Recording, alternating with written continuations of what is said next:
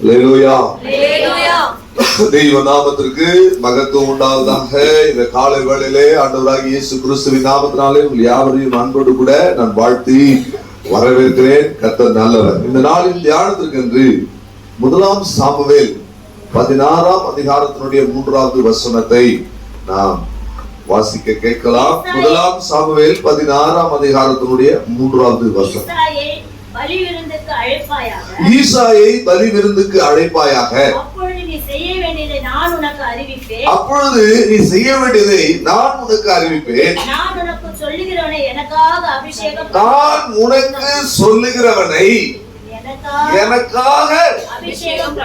அபிஷேகம் பண்ணுவாயாக என்றார். கர்த்தருடைய பரிசுத்த நாமத்திற்கு மகிமை உண்டாவதாக. இன்றைக்கு அபிஷேகத்தை குறித்ததான சில காரியங்களை உங்கள் மத்தியிலே நான் சொல்ல விரும்புகிறேன். அபிஷேகத்தினால் செய்யப்படுகின்ற பெரிய காரியங்கள். அபிஷேகம் ஒரு மனிதனுக்கு கொடுக்கப்படுவதனுடைய அவசியம் என்ன, அல்லது இந்த அபிஷேகத்தினுடைய நிலைகள் என்ன, இந்த அபிஷேகத்தினுடைய கட்டங்கள் எத்தனை? 3 கட்ட அபிஷேகம், தாவீதினுடைய 3 கட்ட அபிஷேகம் எப்படிப்பட்டதா இருந்தது? செய்தியினுடைய தலைப்பு 3 கட்ட அபிஷேகம். நீ வருகின்ற நாட்கள் இந்த வருஷம் முடிகிற வரைக்கும் இந்த அபிஷேகத்தை குறித்து உங்கள் மத்தியிலே சில வேத வசனங்களை நான் முன்வைக்க விரும்புகிறேன். கர்த்தருக்கு ஸ்தோத்திரம். ஒவ்வொரு வெள்ளிக்கிழமையும் இந்த வருடம் துவங்கி ஜெபத்தை குறித்து கேட்கப்படுகிற ஜெபம், கேட்கப்படாத ஜெபம், ஜெபத்தினுடைய நிலைகள் எல்லாம் ஒரு வருஷம் நாம பேசி இருக்கிறோம். கர்த்தருக்கு ஸ்தோத்திரம். அதுபோல இந்த கடைசி நாட்கள்ல பிரியமானவர்களே, நாம இந்த அபிஷேகத்தை குறித்து சில சத்தியங்களை நாம் தியானிக்க போகின்றோம். அபிஷேகம் பழைய ஏற்பாட்டிலும் உண்டு, புதிய ஏற்பாட்டிலும் உண்டு. பழைய ஏற்பாட்டிலும் கர்த்தருடைய ஆவியானவர் உண்டு, புதிய ஏற்பாட்டிலே பரிசுத்த ஆவியானவர் என்று அழைக்கப்படுகிறார். பழைய ஏற்பாட்டிலே ஆவியானவரை கர்த்தருடைய ஆவியானவர் என்று சொல்லுகிறார்கள், சொல்லப்பட்டிருக்கிறது வேதத்திலே. புதிய ஏற்பாட்டிலே அது பரிசுத்த ஆவியானவர் என்று அங்கே நாம் வேதத்திலே நாம் வாசிக்கலாம். கர்த்தருக்கு ஸ்தோத்திரம். பழைய ஏற்பாட்டிலும் புதிய ஏற்பாட்டிலும் சொல்லப்படுகிற இந்த அபிஷேகம், பழைய ஏற்பாட்டிலே ஒரு மனிதனுக்கு, ஒரு குறிப்பிட்ட மனிதனுக்கு ஒரு குறிப்பிட்ட காரியத்தை செய்து முடிப்பதற்காக தேவனாலே கொடுக்கப்படுகிறது இந்த அபிஷேகம். கர்த்தருக்கு ஸ்தோத்திரம். ஆனால் புதிய ஏற்பாட்டிலே நம்மை பூர்ணப்படுத்தும்படியாக எல்லாருக்கும் கொடுக்கப்படுகிறதா இந்த அபிஷேகமா இருக்கிறது. அல்லேலூயா. கர்த்தருக்கு ஸ்தோத்திரம். எல்லா மதத்திலும் அபிஷேகம் என்ற வார்த்தையை பயன்படுத்துகிறார்கள். ஒரு முறை என்னுடைய நண்பர், என்னால் மறக்க முடியாத ஒரு சம்பவம், பல வருஷங்களுக்கு முன்பதாக பல்லாவரத்துல ஹரிதாஸ் என்கிற ஒரு நண்பர் உண்டு. அவர் ரட்சிக்கப்பட்டவர். அவர் ஒரு முறை நாங்கள் வேலை ஸ்தலத்துல எல்லாரும் பேசி கொண்டிருக்கும் பொழுது இந்த அபிஷேகத்தை குறித்து பேசி கொண்டிருந்த போது மற்றவர்கள் எல்லாம் கேட்டாங்க, அபிஷேகம் அபிஷேகம் நீங்களும் சொல்றீங்களே, அப்படின்னா என்ன அப்படின்னா? அதற்கு நாங்க கேட்டோம், நீங்க அபிஷேகம் அப்படின்னா என்னன்னு நீங்க சொல்லுங்க, நாங்க சொல்றோம் அப்படின்னா. அது சொன்னா, நாங்க சாமியை குளிப்பாட்டுவோம், அதான் அபிஷேகம். பால்னால, நெய்யினால, எண்ணெய்னால,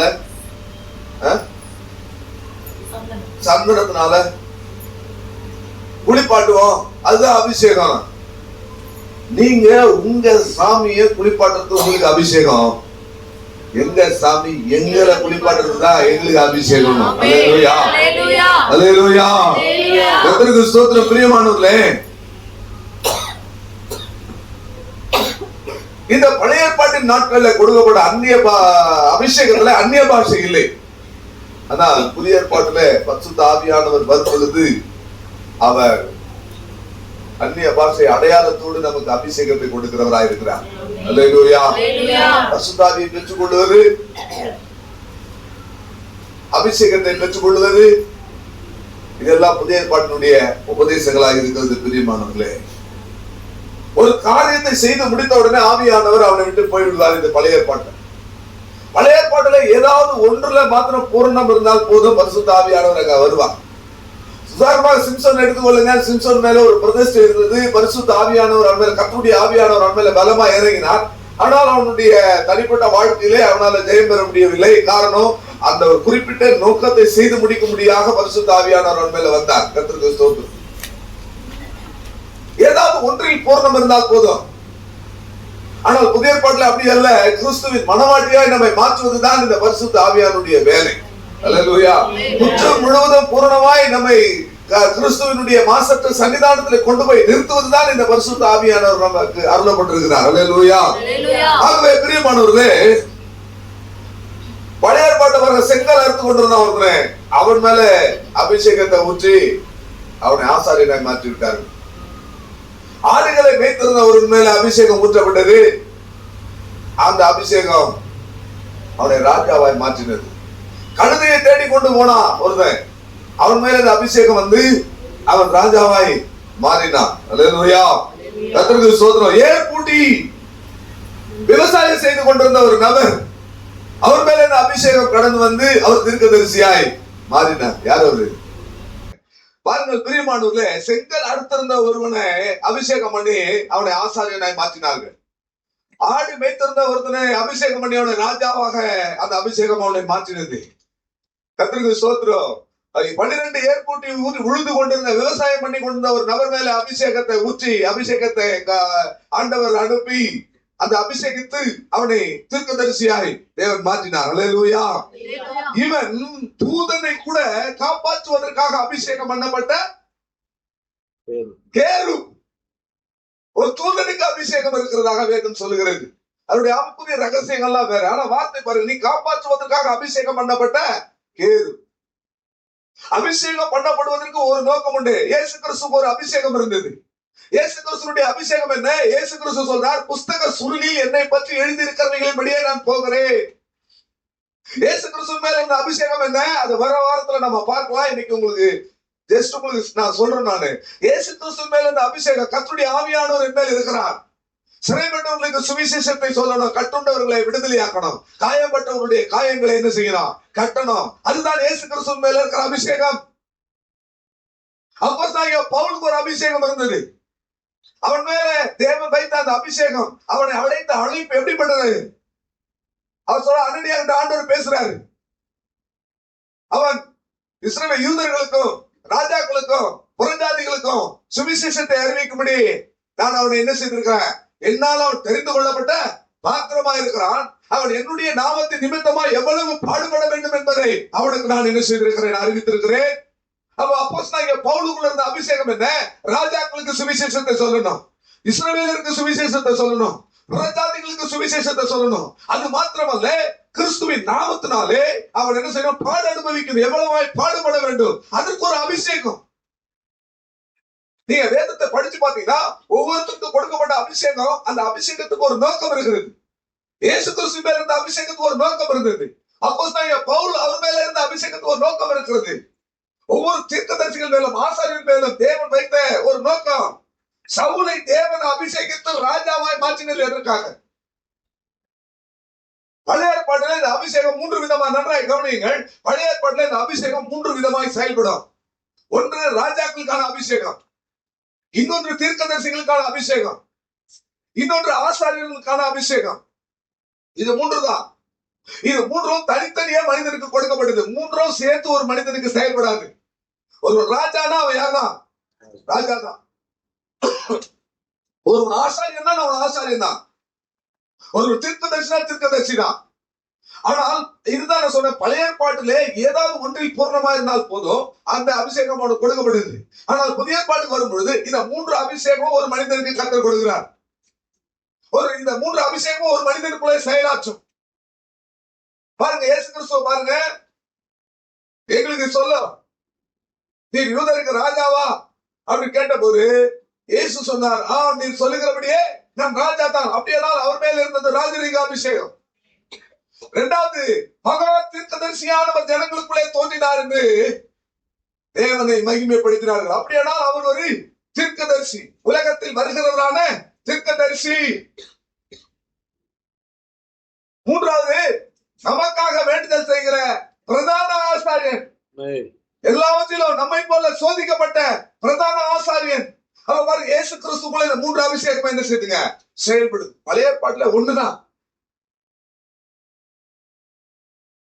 ஆகவே பிரியமானவர்களே, ஒவ்வொருத்தருக்கும் ஒரு அபிஷேகம் கொடுக்கப்படுதுன்னா அந்த அபிஷேகம் பெற்றவர்கள் அந்த அபிஷேகத்திற்கான நோக்கத்தை அறிந்து அந்த நோக்கத்தை செயல்படுத்து. ஆமென். அல்லேலூயா. பழைய ஏற்பாட்டிலே ஒரு மனிதனை இதே போல ஒரு மனிதனை அபிஷேகம் பண்றாங்க. யெகூவை போய் நீ என்ன செய்ய, அபிஷேகம் பண்ண தீர்க்கதரிசி வேலைக்காரன் ஒரு ஊழியக்காரன் இடத்துல தைல குப்பியை கொடுத்து அனுப்புறான். தைல கும்ப அவன் கொண்டு போய் என்ன செய்யறான், அவனை உள்ள இருந்து அழைத்து கொண்டு வந்து அவன் மேல எண்ணெயை ஊற்றி யெகூ இஸ்ரவேலின் மேல ராஜாவானான்னு சொன்ன உடனே எக்காலத்தை ஊதுறாங்க. அந்த அபிஷேகம் அவன் மேல வந்த உடனே நடந்த சம்பவம் என்ன, ஒரு ராஜாவாயிட்டான், ஒரு சக்சஸ் ஆயிடுச்சு, ஒரு வாழ்க்கையில ஒரு பெரிய ஒரு டிரான்ஸ்பர்மேஷன் வந்துருச்சு, ஒரு பெரிய ஒரு உயர்வு வந்துருச்சு. அது வரைக்கும் ஒரு சேனாபதியா இருந்தான். அந்த சேனாபதியா இருந்து சக படை தளபதிகளோட அவன் சும்மா பேசி கொண்டிருந்தான். இவன் போய் அந்த அபிஷேக தைலத்தை அவன் மேல ஊற்றி, இவன் மேல ஒரு ராஜாக்களுக்கான அபிஷேகம் அவன் மேல வந்ததுன்னு சொல்லி அவன் அபிஷேகம் பண்ணதுனால உடனே ராஜாவாயிட்டன்னு சொல்லிட்டு வெற்றி கழிப்பு அதெல்லாம் இல்ல, முதல் கையெழுத்து போடுறேன் அப்படிலாம் 1 கிலோ அரிசி 1 ரூபாய்க்கு அப்படி கையெழுத்து போடலாம் போல.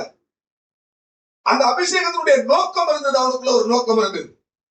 அது என்னன்னா, ஆகாபின் குடும்பத்தை அழிக்கணும், ஆகாபினுடைய மனைவி எசபேலை அழிக்கணும், அவனுடைய சந்ததியை வேற இருக்கணும்.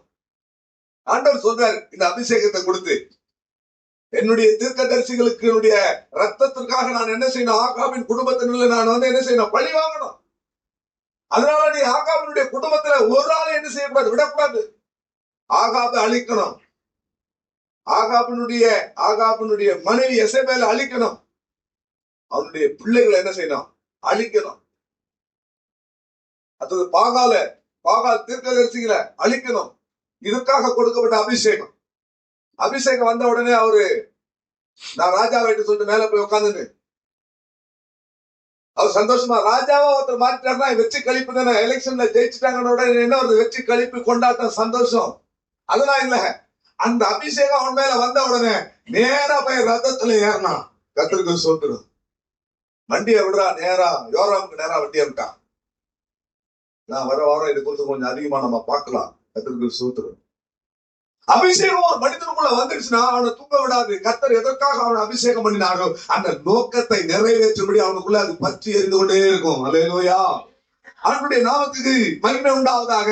இந்த அபிஷேகம் பழைய ஏற்பாட்டிலே ஒரு கொம்புன்னு சொல்லும்போது ஒரு மிருகத்தினுடைய ஒரு ஆட்டினுடைய கொம்பு, அது ஒரு கொம்பு தான். அந்த கொம்புன்னு சொல்றாங்களா பைபிள்ல, அதுதான் ஒரு மிருகத்தினுடைய கொம்புல உள்ள ட்ரில் பண்ணி எல்லாத்தையும் எடுத்துட்டு அதுல இந்த அபிஷேக தைலத்தை வச்சிருப்பாங்க. இந்த அபிஷேக தைலத்தை செய்யறதுக்கும் சில ரேஷியோ இருக்கு. என்னென்ன பொருள் எல்லாம் போட்டு இதை செய்யணும்னு நமக்கு பைபிள் நமக்கு பழைய ஏற்பாட்டுல தெளிவாக சொல்லுது. இதை தீர்க்கதரிசிகள் ஆசாரியர்கள் வைத்திருப்பார்கள். கர்த்தர் சொன்ன உடனே அவனை போயிட்டு அபிஷேகம் பண்ணணும்.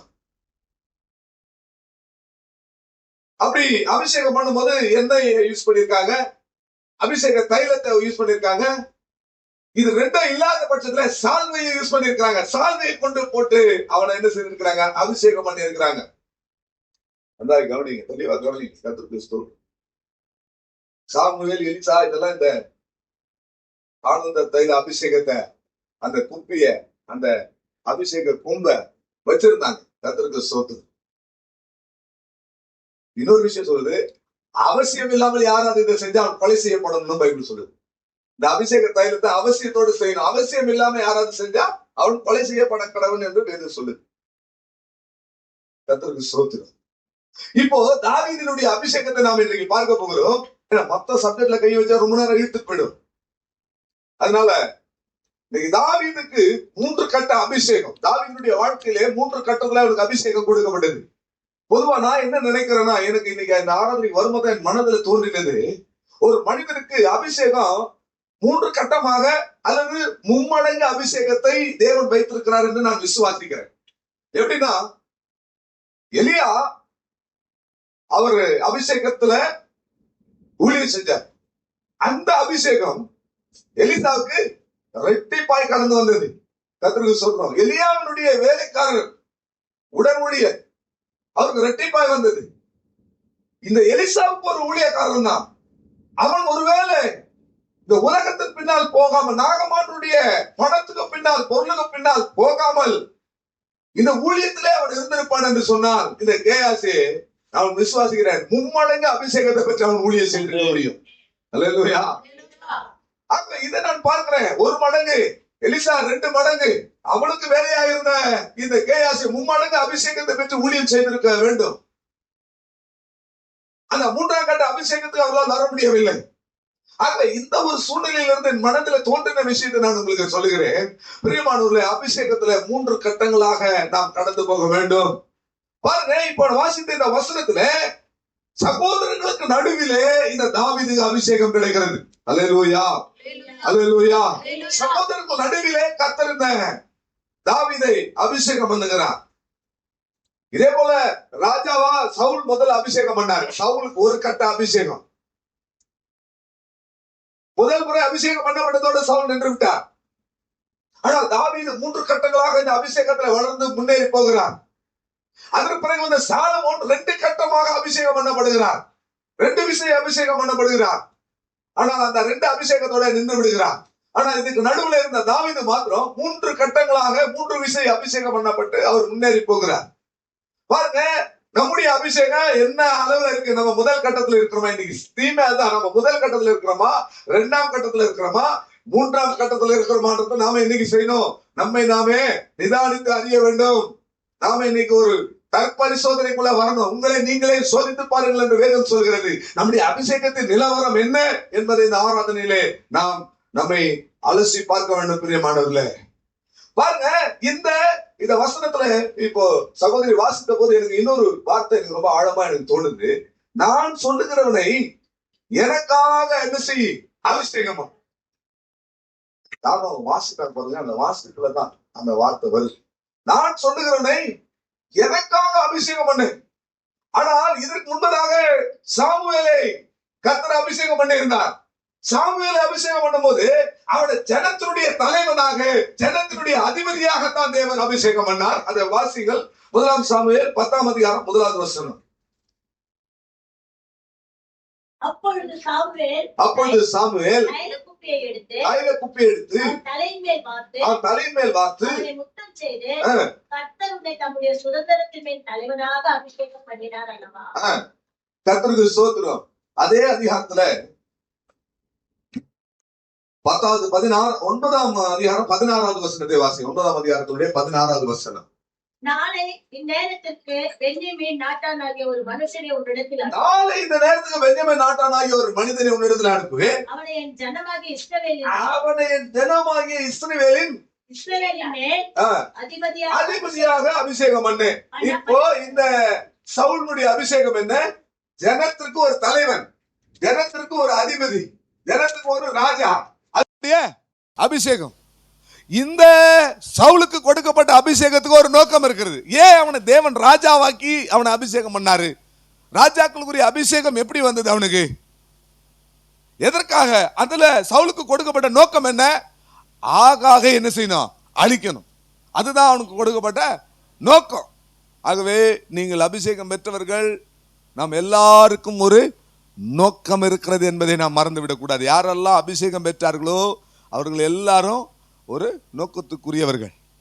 பொதுவா ஒரு அபிஷேகத்தை பற்றி எல்லா பெந்தேகோஸ்தே கிறிஸ்தவர்களுக்கும் ஒரு எண்ணம் இருக்கு. அபிஷேகம் பெற்றா பரலோகம் போயிடலான்னு. அது உண்மைதான்.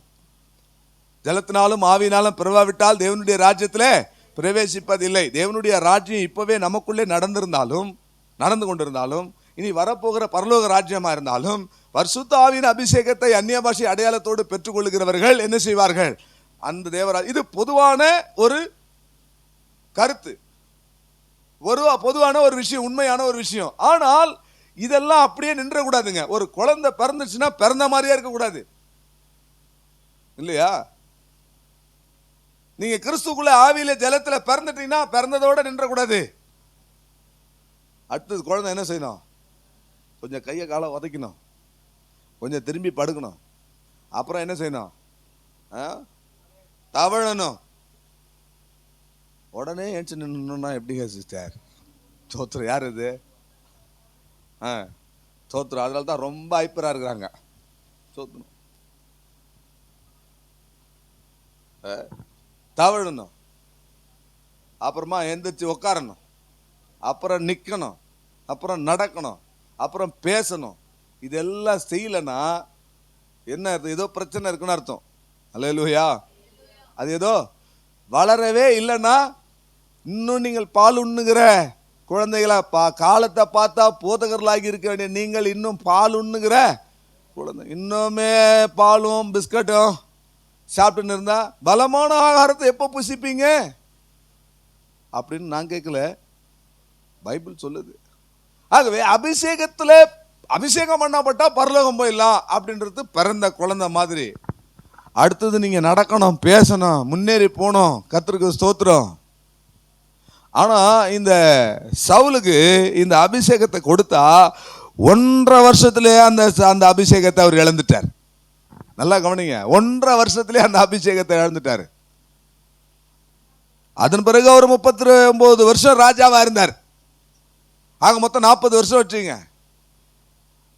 அந்த அபிஷேகம் அவனுக்குள்ள இல்லை, ஆனா சும்மா டம்மியா ஒரு கிங் அவர்.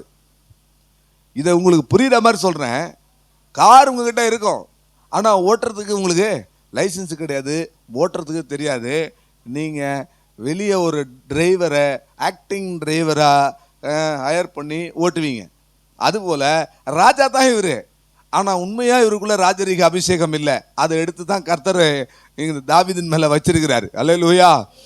கர்த்தர் சொன்ன, கர்த்தர் கொடுத்த, கர்த்தர் நமக்கு வைத்திருக்கிற திட்டத்தையும் நோக்கத்தையும் நிறைவேற்றுவதற்காக கொடுக்கிற அந்த அபிஷேகத்தை நாம சரியான பயன்படுத்தி சரியா அடுத்த கட்டத்துக்கு நம்ம வரல அப்படி சொன்னா அதை எடுத்து உன் தோழனுக்கு கொடுப்பேன்னு சொல்றார். அல்லேலூயா. ஆண்டவருடைய நாமத்துக்கு மகிமை உண்டாவதாக. பிரியமானவர்களே, இந்த சவுல் பாருங்க, கர்த்தர் எதுக்காக கொடுத்தாரோ அந்த அபிஷேகத்தினுடைய நோக்கத்தை நிறைவேற்றாமல் போனதுனால உடனே தள்ளிரல. அதே வைக்கணும். அபிஷேகம் பெற்ற உடனே ஆண்டவர் நீ செய்யலையா, உன்னை தூக்கிட்டு நான் வேற ஆள வைக்கிறேன்னு பண்ணல. 40 வருஷம் ராஜாவா இருந்தான். நாம கூட விசுவாசியா இருக்கலாம், ஊழியம் செய்யலாம், பாஸ்டரா இருக்கலாம், எல்லாம் செய்யலாம். அந்த அபிஷேகம் நமக்குள்ள சொல்லுங்க இருக்கணும். இந்த அபிஷேகத்துல வளரணும். அடுத்த கட்டத்துக்கு நம்ம என்ன செய்யணும், போகணும். இந்த ஒரே கட்டத்தோட இவர் நின்றுட்டார். இவருக்குள்ள இருந்த போராட்டங்கள் பாருங்க. அபிஷேகம் பெற்ற இவர், கர்த்தருக்கு ஸ்தோத்திரம், இஸ்ரவேலின் அதிபதியாய் மாறினவர். 18ஆம் அதிகாரத்தினுடைய 10வது வசனத்தை வாசியுங்கள். 18ஆம் அதிகாரத்தினுடைய 10வது வசனம். மறுநாளிலே தேவனால் விடப்பட்ட பொல்லாத ஆவி சவுலின் மேல் இறங்கிட்டு அவன் வீட்டுக்குள்ளே தீர்க்க தரிசனம் சொல்லி கொண்டிருந்தான். எப்படி இருக்கு பாத்தீங்களா அபிஷேகம்? முதல் கட்ட அபிஷேகத்துல வர போராட்டத்தை பாருங்க. இந்த அபிஷேகம் பெற்ற இந்த சவுலுக்குள்ள இன்னொரு வசனம் சொல்லுது, அவன் புதிய இருதயமுடையவனாய் மாறினான், அவன் புதிய ஆவியுடையவனாய் மாறினான், வேறு மனிதனாய் மாறி தீர்க்க தரிசனம் சொன்னான். இந்த அபிஷேகம் மேல வந்த உடனே அவன் வேறு மனிதனாய் மாறினானா. அல்லேலூயா. கர்த்தருக்கு ஸ்தோத்திரம். பிரியமானவர்களே, அவன் வேற மனிதனாகி வேற அபிஷேகம் பெற்று அவன் என்ன செய்தான், கர்த்தருக்காக அவன் தீர்க்க தரிசனம் சொல்லி கொண்டிருந்தான். ஆனால் இங்க பாருங்க, அந்த அபிஷேகத்துக்குள்ள இருக்கிற போராட்டத்தை பாருங்க. ஒவ்வொரு மனிதனும் ரட்சிக்கப்பட்ட அபிஷேகம் பெற்ற தேவனுடைய பிள்ளைகள் ஒவ்வொருவரும் இந்த அபிஷேகத்தினோட சில போராட்டங்களையும் என்ன செய்ய வேண்டியதா இருக்கிறது, சந்திக்க வேண்டியதா இருக்கிறது. இங்க அபிஷேகம் பெற்ற அந்நிய பாஷை பேசுறாரு, தீர்க்க தரிசனம் சொல்றாரு. மன்னிக்கணும், பழைய ஏற்பாடுல அந்நிய பாஷையில தீர்க்க தரிசனம் சொல்றாரு. அதே நேரத்தில் பொல்லாத ஆவியும் அவனுக்குள்ள என்ன செய்யுது. ஒரு பக்கம் சில ஆளுங்க சபையில் நல்லா அந்நிய பாஷை எல்லாம் பேசுவாங்க, அதே நேரத்தில் வீட்டில் பார்த்தீங்கன்னா தகாத வார்த்தைகளும் பேசுவாங்க. இங்கே ஒரே நேரத்தில் 2 விஷயம் ஒரு மனிதனுக்குள்ளே ஆப்ரேட் ஆகிட்டு இருக்கு. அல்லேலூயா. ஆண்டவருடைய நாமத்திற்கு மகிமை உண்டாவதாக. ஆகவே பரிசுத்த ஆவி நமக்குள்ளே கடந்து வரும் பொழுது நம்மை ஒரு வேறு மனிதனாக, ஒரு புதிய இருதயம் உடையவர்களாக நம்மை மாற்றுகிறது தான் பிரியமானவர்களே. அத்தோடு நம்ம பூரணத்திற்கு நோக்கி நாம் கடந்து போக வேண்டும். இந்த சவுல் இந்த 2ஆம் கட்ட அபிஷேகத்துக்கு வரவே இல்லை. இந்த முதல் கட்டத்தோடு அவர் நிற்கிறார். தீத்துவுக்கு அப்போஸ்தலனாகிய பவுல் எழுதும் போது 3ஆம் அதிகாரம் 5வது வசனத்திலே அங்கே பரிசுத்த ஆவியின் புதிதாக்குதல் என்கிற அந்த வார்த்தையை அவர் பயன்படுத்துகிறார்.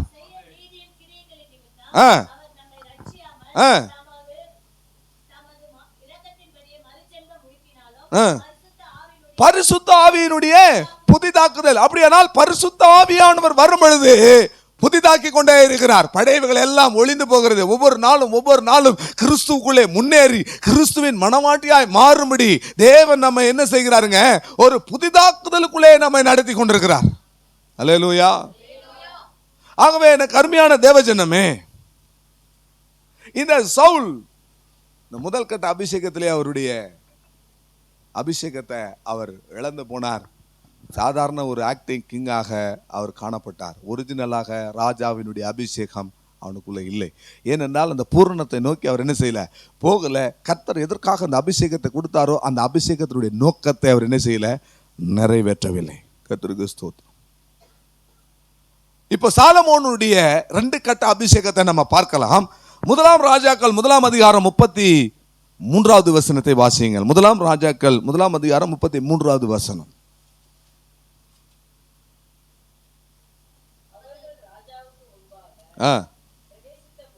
அவர்கள் ராஜாவுக்கு முன்பதாக பிரவேசித்த போது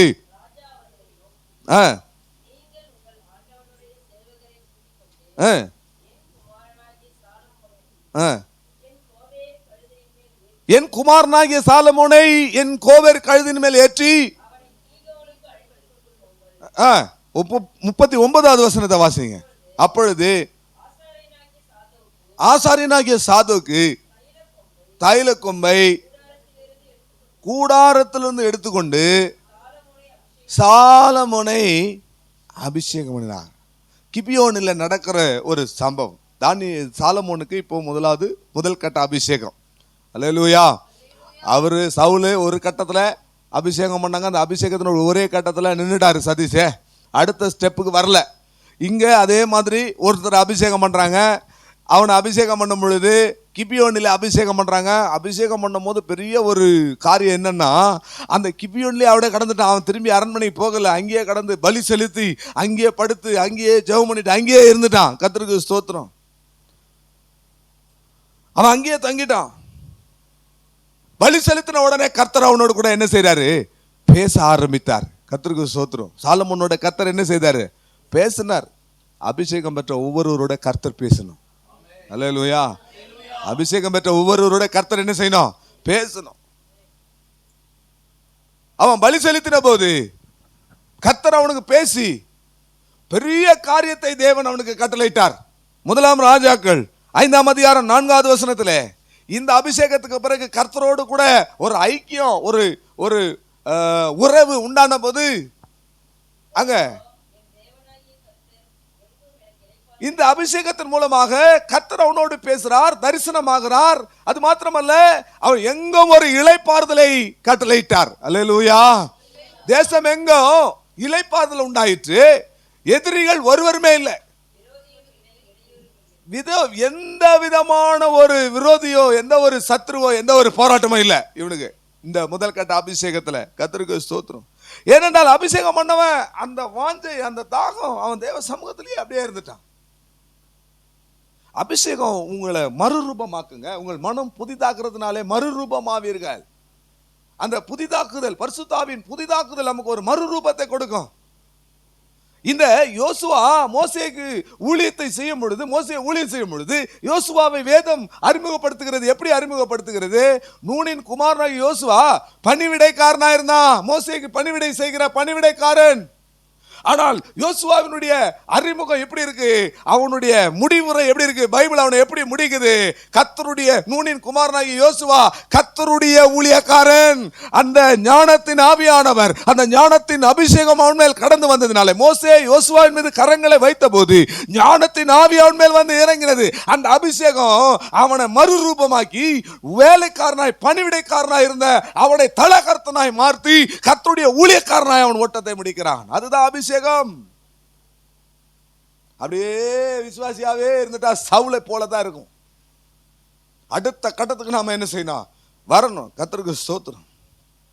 இவர் இந்த முதல் கட்ட அபிஷேகத்துல கொஞ்சம் கொஞ்சம் அப்படியே முன்னேறி பலி செலுத்துறது, 1000 சர்வாங்க தக்கன பலி, அப்படி இப்படி தேவனுக்கு ஆலயம் கட்டுறது எல்லாம் பண்ணி 2ஆம் கட்ட அபிஷேகத்துக்கு இவர் வந்தார். அதையும் வாசிங்க. முதலாம் நாளாகமம் 29ஆம் அதிகாரம் 22வது வசனம்.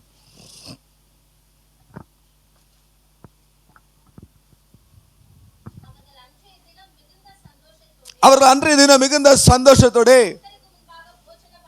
கர்த்தருக்கு முன்னதாக போஜனபானம் பண்ணி தாவீதின் குமாரனாகிய சாலமோனை 2ஆம் விசை ராஜாவாக்கி. அல்லேலூயா. 2ஆம் கட்ட அபிஷேகம். நான் இன்னொரு விஷயத்த சொல்றேன். பழைய ஏற்பாட்டில் எண்ணெய், அபிஷேக தைலம், சால்வை, ஏதாவது ஒன்று வச்சு அபிஷேகம் பண்ணுறாங்க. ஆனால் புதிய ஏற்பாட்டில் அந்த அபிஷேகம் நமக்கு எப்படி வருது? அவங்கள ராஜாவாக, ஆசாரியனாக, தீர்க்கதரிசியாக அப்படி அபிஷேகம் பண்ணுறாங்க. புதிய ஏற்பாட்டில் எப்படி தெரியுங்களா? வெளிப்படுத்தின விசேஷம் நீங்கள் 2ஆம் அதிகாரம் வீட்டில் போய் வாசிங்க. அவருடைய ரத்தத்தினாலே கழுவி நம்மை ராஜாக்களும் ஆசாரியர்களும் தீர்க்கதரிசிகளும் மாற்றினாராம். அப்போ நமக்கு அபிஷேகம் எப்படி வருது?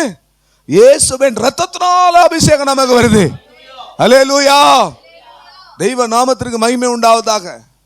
இயேசுவின் ரத்தம் நம்மை அபிஷேகம் பண்ணுகிறது. அந்த அபிஷேகத்தினுடைய பூரணத்தை நோக்கி நாம் கடந்து போக வேண்டும். பாருங்க, 2ஆம் கட்ட அபிஷேகம் வந்தது. அந்த அபிஷேகத்தில் இன்னொரு 3ஆம் கட்டத்துக்கு போகணும். ப்ரொமோஷன் வாங்கி போகணும். இந்த அபிஷேகத்தை அவர் ப்ரொமோட் பண்ணி இருக்கணும். ஆனால் அவர் எல்லா இளைப்பாறுதல் எல்லாம் அப்படி வந்த உடனே தோத்துறோம், அவருக்கு உலகத்தை சந்தோஷமாக அனுபவிக்க வேண்டிய எண்ணம் வந்துருச்சு அவருக்கு. சில விசுவாசிகளை கூட பாருங்க, சைக்கிளில் வரும்போது சபைக்கு ஆராதனைக்கு முன்னாடியே வந்துடுவாங்க. கர்த்தருக்கு ஸ்தோத்திரம். சைக்கிளில் வரும்போது, எங்கள் அப்பா காலத்தில் சொல்கிறேன், நேற்றோட எங்கள் அப்பா மரிச்சு 20 வருஷம். கர்த்தருக்கு ஸ்தோத்திரம். அந்த ஊழிய அனுபவத்தில் தான் உங்கள் மத்தியில் நான் நிற்கிறேன். அது சைக்கிளில் வரும்போது 9 o'clock இப்போ சர்வீஸ் 9:30 ஆரம்பிப்பார், 9 o'clock வந்துடுவாங்க. பைக் வாங்கின உடனே 10 o'clock தான் வருவாங்க. கர்த்தருக்கு ஸ்தோத்திரம். கார் வந்த உடனே பிரசங்கத்தில் பாதி நேரத்தில் தான் என்ன செய்வாங்க? வருவாங்க. இதெல்லாம் அபிஷேகத்தை டெவலப் பண்ணின்னு போகிற விஷயம் இல்லை. அபிஷேகத்தை இழந்துக்கிட்டே வராங்க, கொஞ்சம் கொஞ்சமாக எழுந்துட்டு வராங்கன்றது தான் அதனுடைய உண்மையான அர்த்தம். பிரியமானவர்களே, கர்த்தருக்கு ஸ்தோத்திரம். பாருங்க, இந்த இடத்துல நான் ஒரு செய்தியை கேள்விப்பட்டேன். ஒரு பிரபலமான ஒரு நடிகர் ஆந்திராவில், பிரபாஸ்ன்னு சொல்லிட்டு ஒரு ஆக்டர். அவங்க ஒரு பெந்தகோஸ்தே சபையினுடைய விசுவாசி. அவரை குறித்து சாட்சி, பெந்தகோஸ்தே சபையின் CPM சபையினுடைய விசுவாசி. அவங்க குடும்பம் எல்லாம் ரட்சிக்கப்பட்டிருக்கிறாங்க. அவங்க சினிமா துறையில் இருந்தாலும் அந்த ஒரு குடும்பம் ரட்சிக்கப்பட்டு, இந்த பையன் சண்டே ஸ்கூலில் மற்ற எல்லா காரியங்களிலும் ரொம்ப இன்வால்மெண்ட் ஆகி, ரொம்ப தன்னுடைய இளம் பிரயாயம் வரைக்கும் ரொம்ப கர்த்தருக்காக வாஞ்சியாய் நின்று அபிஷேகம் பெற்று அந்நிய பாஷையெல்லாம் பேசின ஒரு நல்ல ஒரு பையனா இந்த சபையில் வளர்ந்துருக்கிறான். ஆனால் அபிஷேகத்தை ப்ரொமோட் பண்ணாததுனால என்னுடைய விளைவு என்ன? நீங்களே அறிவீர்கள். அல்லேலூயா, பெரிய சினிமா ஸ்டார் ஆகி அவர் நின்றுட்டு இருக்கிறார். இவங்களாம் அபிஷேகத்தை ப்ரொமோட் பண்ணாதவங்க, 2ஆம் கட்ட அபிஷேகத்தோடு நின்னவங்க. நான் நினைக்கிறேன், இந்த சினிமாக்காரர் போல யாரெல்லாம் ஆக்டிங் பண்ணுறாங்களோ இவங்க எல்லாமே இந்த அபிஷேகத்தை கொஞ்சம் கொஞ்சமாக இழந்துட்டு தான் வர்றாங்கன்னு நான் விசுவாசிக்கிறேன். கர்த்தருக்கு ஸ்தோத்திரம். பிரியமானவர்களே, பாருங்க, இந்த சாலமோன் அவருக்குள்ள சிற்றின்பமும் அவருக்கு இந்த உலக பிரகாரமான காரியங்கள் எல்லாம் அவருக்குள்ள வர ஆரம்பிச்சிருச்சு. கர்த்தருக்கு ஸ்தோத்திரம். இவர் போகிற இடமெல்லாம் என்ன செய்தாரு? அந்த இந்துக்களுடைய புராணத்தில் தசரதனுக்கு 1000 மனைவிகள்னு சொன்னாங்களே, அதுபோல இவர் எங்கெல்லாம் போறாரோ அங்கெல்லாம் இவருக்கு பார்க்கிற எல்லாரையும் என்ன செஞ்சிருவாரு? இவருக்கு பிரியமா இருக்கிற, இவர் கண்களுக்கு பிரியமா இருக்கிற எல்லாரையும் இவர் என்ன செஞ்சிருவாரு? கூட்டின்னு வந்துடுவாரு. கர்த்தருக்கு ஸ்தோத்திரம். 400 மனைவிகளும் 600 மறுமனையாட்டிகளும் இவருக்கு வந்தாங்க. இதனுடைய விளைவாக என்ன ஆச்சு? கர்த்தருக்காக ஆலயம் கட்டி, இன்றைக்கும் இருக்கிற இஸ்ரேலில் இருக்கிற தேவாலயத்தை கட்டி ஆண்டவரே சொல்றாரு, இந்த என்னுடைய கண்கள் திறந்திருக்கும், என் செவிகள் திறந்திருக்கும், இங்கிருந்து ஏறெடுக்கப்படுகிற எல்லா ஜபங்களையும் கேட்கும், பயங்கரமான ஆராதனை எல்லாம் செஞ்சு சபையெல்லாம் கட்டி ஊழியத்தை எல்லாம் ஸ்தாபிச்சவர் இந்த 2ஆம் கட்ட அபிஷேகத்துக்கு மேல போகல. அதனுடைய விளைவாக இவர் எந்தெந்த ஊர்ல இருந்து யாரையெல்லாம் கூட்டிட்டு வந்தாரோ, இவன் ஒரு இஸ்ரவேலன், இவன் போய் எகிப்தினுடைய ராஜாவாகிய பார்வோனுடைய மகளை திருமணம் செய்ததுனால அவங்க எல்லாம் வரும்பொழுது அந்த விக்கிரகங்களை எல்லாம் கொண்டு வந்து இவங்க விக்கிரக தோப்புகளை உண்டாக்கினார், விக்கிரக கோயில்களை உண்டாக்கினார், விக்கிரக மேடுகளை உண்டாக்கினார். 2 விஷயம் அபிஷேகம் பண்ணப்பட்டதுனால கர்த்தர் 2 விஷயம் அவனுக்கு எச்சரித்தார். வாசிங்கள் 1 ராஜாக்கள் 11ஆம் அதிகாரம் 9வது வசனம். 1 ராஜாக்கள் 11:9. ஆகையால் இஸ்ரவேலின் தேவனாகிய கர்த்தர் சாலமோனுக்கு 2 விசை தரிசனமாகி அந்நிய தேவர்களை பின்பற்ற வேண்டாம் என்று கட்டளையிட்டு இருந்தோம். பாருங்க, 2 விசை இவன் அபிஷேகம் பண்ணப்பட்டதுனால கர்த்தரும் 2 விசை என்ன செய்யறாரு? அவனை எச்சரிக்கிறார். போதும், அதோட நம்ம இவனுடைய சாப்டரை நிப்பாட்டுவோம். ஆகவே அபிஷேகம் பெற்றவர்கள், அந்த அபிஷேகத்தில் நாம் என்ன நிலையில இருக்கிறோம்? சவுல் பெற்ற முதல் கட்ட அபிஷேகத்திலே நம்ம அபிஷேகத்தை இழந்து முன்னேற முடியாம நம்ம தடுமாறி கொண்டிருக்கிறோமா? அல்லது 2ஆம் கட்ட அபிஷேகத்துக்கு வந்து நாம இப்ப இருக்கிறோமா?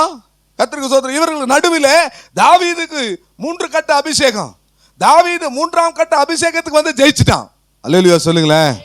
அதை நம்முடைய வாழ்க்கையில நாம் ஒப்பிட்டு பார்க்க போறோம். ஏனால் பழைய ஏற்பாட்டில் சொல்லப்பட்ட காரியங்கள் எல்லாம் நமக்கு புதிய ஏற்பாட்டிலே திருஷ்டாந்தரங்களாய் இருக்கிறது என்று வேதம் சொல்லுகிறது. அவைகள் எல்லாம் நமக்கு திருஷ்டாந்தரங்களாய் இருக்கிறது. இப்பொழுது நாம் வாசித்த 1 சாமுவேல் 16:3 கர்த்தர் அவனை எனக்காக அபிஷேகம் பண்ணு. 12வது வசனத்தை நீங்க பார்த்தீங்கன்னு சொன்னா கர்த்தருடைய ஆவி அவன் மேல் இறங்குகிறது. இவன் தான், இவனை அபிஷேகம் பண்ணு. 13வது வசனம் சகோதரர்கள் நடுவிலே ஒரு அபிஷேகம். அவனுக்கு முதல் கட்ட அபிஷேகம் வருது. கர்த்தருக்கு ஸ்தோத்திரம். இந்த முதல் கட்ட அபிஷேகம் அவனுடைய வீட்டிலே அவனுடைய சகோதரர்கள் நடுவிலே கிடைத்தது. இந்த அபிஷேகத்தினால அவனுடைய வாழ்க்கையில உண்டான பெரிய மறுரூபம் 16ஆம் அதிகாரத்தினுடைய 18வது வசனத்தை நீங்கள் பார்க்கும் பொழுது அவனை குறித்து அந்த அபிஷேகம் அவனை உருமாற்றி வைத்திருக்கிறது. அவன் மகிமை மேல மகிமை அடைகிறோம் சொல்றாமே, அந்த டிரான்ஸ்பர்மேஷன் வருது. அதை பாருங்க, அந்த வசனத்தை வாசிங்க.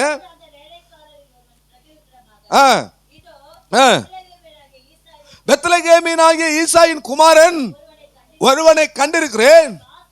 அவன் வாசிக்கிறதிலே தேறினவன், அவன் பராக்கிரமசாலி, யுத்த வீரன், காரிய சமர்த்தன், சௌந்தரியம் உள்ளவன். கர்த்தர் அவனோடு கூட இருக்கிறார். இந்த அபிஷேகம் வந்த பிற்பாடு இது நடக்கிறது. ஆனா இந்த அபிஷேகம் வர்றதுக்கு முன்னாடி அவன் எப்படி இருந்தான் தெரியுங்களா? அவனை கொண்டு வந்து நிறுத்தும் போது சிவந்த மேனியும் அழகிய கண்களும் நல்ல ரூபமாயிருந்தான் என்று சொல்லப்பட்டிருக்கு. அப்படின்னா ஒரு சின்ன பையன், ஒரு நல்ல ஒரு சின்ன பையனா வந்து நிற்கிறான். ஆனா இந்த அபிஷேகம் கிடைச்ச பிற்பாடு அவன் வாசிக்கிறதுல தேறினவன், சுரமண்டலம் வாசிக்கிறதுல தேறினவன். நீங்கள் போன வாரம் கேட்டீங்க, சுரமண்டலம் வாசித்தா என்ன செய்யும்? பிசாசுகள் என்ன செய்யும்? ஓடும். சுரமண்டலம் வாசித்தா தீர்க்க தரிசனம் வரும். இதை போன வாரத்தில் நீங்க கேட்டீங்க. கர்த்தருக்கு ஸ்தோத்திரம். இன்றைக்கு வாசிக்கிறதுல தேறினவன், இந்த அபிஷேகம் உங்களை தேறினவர்களாய் மாற்ற, எந்த மனுஷனையும் கிறிஸ்துவுக்குள் தேறினவர்களாய் நிறுத்தும்படி தேறினவர்களாய் மாற்றும். இந்த அபிஷேகம் உங்களை தேறினவர்கள் சொன்னா இப்படி சொல்றேன், உங்களை திறமசாலிகளா மாற்றும், உங்களை டேலண்டட் பர்சனா மாற்றும். நீங்க எல்லா விஷயத்திலும் தேறினவர்களாய் மாறுவீங்க.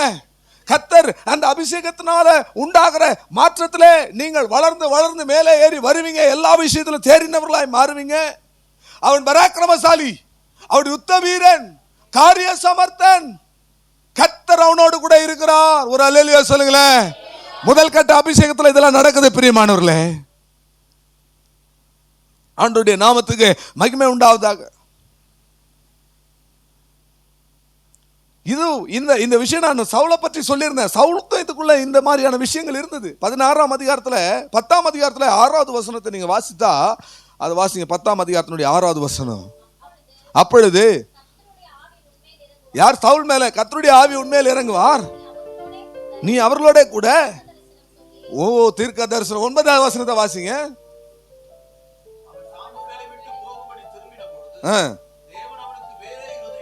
வேற இருதயம் மேல அந்த ஃபர்ஸ்ட் வாசித்ததுல நீ வேறு மனுஷன் ஆவாய், தீர்க்க தரிசனம் சொல்லி வேறு மனுஷன் ஆவாய். இரண்டாவது பாருங்க, வேற ஒரு இருதயம். கர்த்தருக்கு ஸ்தோத்திரம். ஆனா அதை காப்பாற்ற முடியல, அதை தக்க வைத்துக் கொள்ள முடியல. அபிஷேகம் ஒரு விஷயம் சொல்றேன், பரிசுத்த ஆவியானவர் வரும்போது, ஒரு மனிதனுக்குள்ள வரும்போது சொல்லி விட்டுட்டு வருவார், நான் வரேன், உள்ள வரேன்.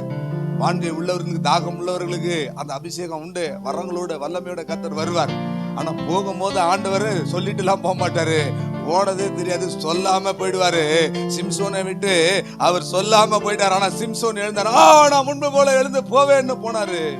கதை முடிஞ்சிச்சு. அதனால பிரியமானவர்களே, அபிஷேகத்தை நாம என்ன செய்யணும்? வளர்த்து கொள்ள வேண்டும். அபிஷேகத்துல முன்னேறி நாம் போக வேண்டும். பிரியமானவர்களே, 17ஆம் அதிகாரம் 34வது வசனத்திலே இந்த அபிஷேகத்தினாலே செய்யப்பட்ட ஒரு பெரும் காரியத்தை பாருங்க. 17ஆம் அதிகாரம் 34வது வசனத்திலே தாவீது சவுலை பார்த்து, ஒரு விசை சிங்கம் வந்தது, ஒரு விசை கரடி வந்தது, அது எல்லாவற்றையும் நான் என்ன செய்தேன்? கிழித்து போட்டேன், கொன்று போட்டேன், அவைகளின் வாய்க்கு ஆட்டுக்குட்டிகளை தப்புவித்தேன் எல்லாம் சொல்றாரு. எதனால? இந்த அபிஷேகம் உன்னை ஒரு யுத்ததாரியாக, உன்னை பராக்கிரமசாலியாக, உன்னை ஒரு ஆயுததாரியாக இந்த அபிஷேகம் மாற்றிவிடும். அல்லேலூயா. முதல் கட்டம், அவன் சிங்கத்தை எதிர்த்து அதை கொன்று போட்டான். அபிஷேகம் உன்னை சிங்கத்தை எதிர்க்க வைக்கும். ஒரு ஆமென் சொல்லுங்களேன். சிங்கம் என்பது என்ன? எவனை விழுங்கலாமோ என்று வகை தேடி கர்ஜிக்கிற சிங்கம். பிசாசுதான் சிங்கம். கரடி என்பது என்ன? மிருகம், துஷ்ட மிருகம், துஷ்ட மனிதர்கள்.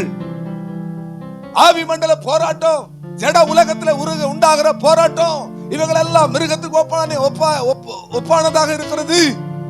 அபிஷேகம் இதை எல்லாவற்றையும் மேற்கொள்ள. ஒரே வார்த்தையில சொல்லணும், முதல் கட்ட அபிஷேகம், நீ பிசாசுகளை துரத்த ஆரம்பிப்ப. அல்லேலூயா, ஆண்டவருடைய நாமத்துக்கு மகிமை உண்டாவதாக. வாசிப்பதிலே தேறினவனாய் நீ மாறி விடுவாய். இதே நேரத்தில் இந்த அபிஷேகம் பெற்ற போராட்டமும் வரும். என்ன போராட்டம் வந்தது? முதல் அபிஷேகம் வந்த உடனே போராட்டம். கோலியாத்து வரான், பெலிஸ்தீனாகிய கோலியாத்து வரான். இவனை விட அபிஷேகம் பெற்ற, முன்னாடி அபிஷேகம் பெற்ற ஒருத்தன் இருக்கிறான். அந்த அபிஷேகம் பெற்றவன் இறங்கி போயிட்டு அவன் அடிக்காம அவன் உட்காந்து சொல்லிட்டு இருக்கிறான். என்ன சொல்றான்? கோலியாத்தை யாரு வீழ்த்துறாங்களோ, என்ன மாதிரி ஒரு ஆளர் பாரு, இந்த மாட்டை அடக்கினா தான் பொண்ணு கொடுப்பான்னு சொல்றாங்களா, அந்த மாதிரியா? இந்த என்ன ஒரு இளவட்ட கல்ல தூங்கினாதான் பொண்ணு கொடுப்பேன்ற மாதிரி இப்ப கோலியாத்தை வீழ்த்தினாதான் என்னுடைய மகளை மீகால கொடுத்துறேன். கர்த்தருக்கு ஸ்தோத்திரம். தாவீதுக்கு அந்த எண்ணம் வந்துருச்சு. இந்த முதல் கட்ட அபிஷேகத்துல இதெல்லாம் சொன்ன உடனே பாருங்க, இந்த அபிஷேகம் எப்படி எல்லாம் அவனை கொண்டு போகுது. இது முன்னாடி இந்த சத்தியத்தை பேசும்போது, கோலியாத்தை வீழ்த்துற சத்தியத்தை பேசும்போது பல காரியங்களையும் பேசியிருக்கேன், கேட்டிருக்கேன், நீங்களும் கேட்டிருப்பீங்க. ஆனா இந்த முறை வித்தியாசமா ஒண்ணு சொல்ற பாருங்க. ஆண்டவர் எனக்கு ஏவினாரு. மொத்தம் எத்தனை கல் எடுத்துன்னு போனாரு?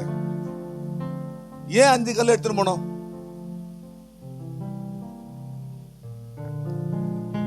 ஒன்னும் இல்லைன்னா இன்னொன்னு, இது மாதிரி பேசுங்களேன் கொஞ்சம் தயவு செய்து.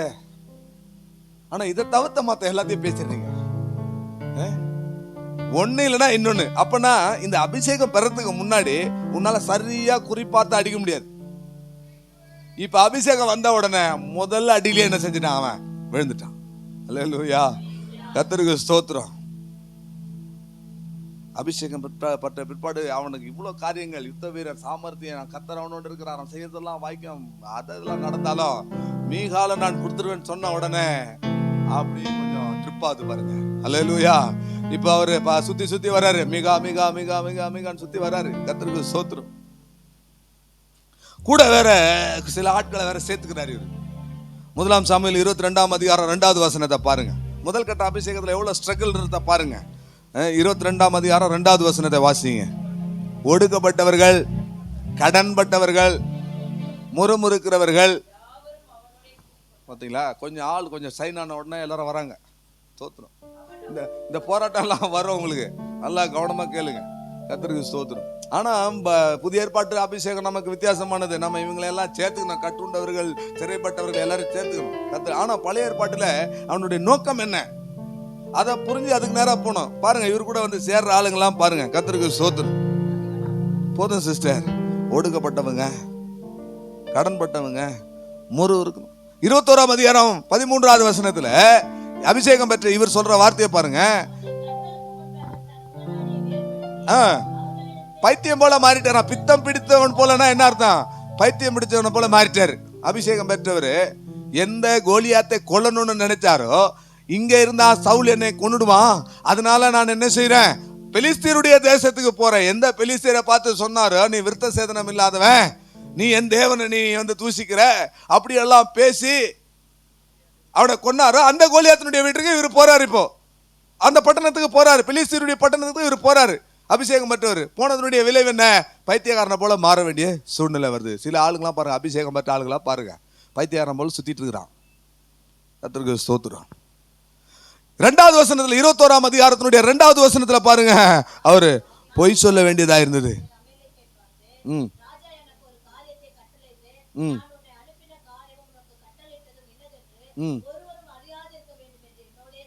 பொய் சொல்றாருங்க, பொய் சொல்றாரு. அபிஷேகம் பண்ணப்பட்டவர் இப்ப பொய் சொல்றாரு. 21 அதிகாரத்துல இந்த 3வது வசனத்தையும் 8வது வசனத்தையும் பார்த்தீங்கன்னா, ஆகாரம் இல்லை, ஆயுதமும் இல்லை. அபிஷேகம் பண்ணப்பட்டவனுடைய சூழ்நிலை இப்ப எப்படி ஆச்சு? முதல் கட்ட அபிஷேகத்துல எவ்வளவு போராட்டம் வருது பாருங்க. ஒரு பக்கம் வர வர விருத்தி அடைஞ்சாரு, அவர் காரிய சமர்த்தனாரு, எல்லாம் பண்ணாரு. ஆனா அப்படியே அந்த அபிஷேகத்துல கொஞ்சம் அப்படியே வருமா. நான் தான் சொன்னேன்ல, முதல்ல சைக்கிள்ல வரும்போது 9 மணி, கார்ல வரும்போது 10 மணி, பைக்ல வரும்போது 10 மணி, கார்ல வரும்போது பிரசங்கம் முடியும் வர நேரத்தில், ஆமேன் போற நேரத்தில் வந்து நிக்கிறது. இது மாதிரி தான் சரியா நம்ம அபிஷேகத்துல முன்னேறி போகணும். பிரியமானவர்களே பாருங்க, பிரியமானவர்களே இங்க ஆகாரம் இல்லை, ஆயுதமும் இல்லை, ஒரு நிராயுதபாணியா இவர் என்ன செஞ்சிட்டாரு, இப்ப மாறிட்டாரு. 25ஆம் அதிகாரம் 8வது வசனத்துல நாபால் இடத்துல போய் ஏதாவது இருந்தா கூட எனக்கு சாப்பிட்றதுக்குன்னு கேட்குற அளவுக்கு போயிடுச்சு அவருடைய நிலைமை. இப்ப என்ன கட்டத்துல இருக்கிறோம்? சவுலுடைய முதல் கட்டமா, தாவீதினுடைய முதல் கட்டமா, அல்லது சாலமோனுடைய 2ஆம் கட்டத்துல நாம் இருக்கிறோமா? இப்போ இந்த போராட்டங்கள் மத்தியில எப்படியோ ஜெயிச்சு 2ஆம் கட்ட அபிஷேகத்துக்கு வந்துட்டார். முதல் கட்ட அபிஷேகம் அவருடைய சகோதரர்கள் நடுவில் கிடைக்குது. 2ஆம் கட்ட அபிஷேகத்துக்கு அவர் வராரு. 2 சாமுவேல் 2ஆம் அதிகாரம் 4வது வசனத்தை வாசிங்க.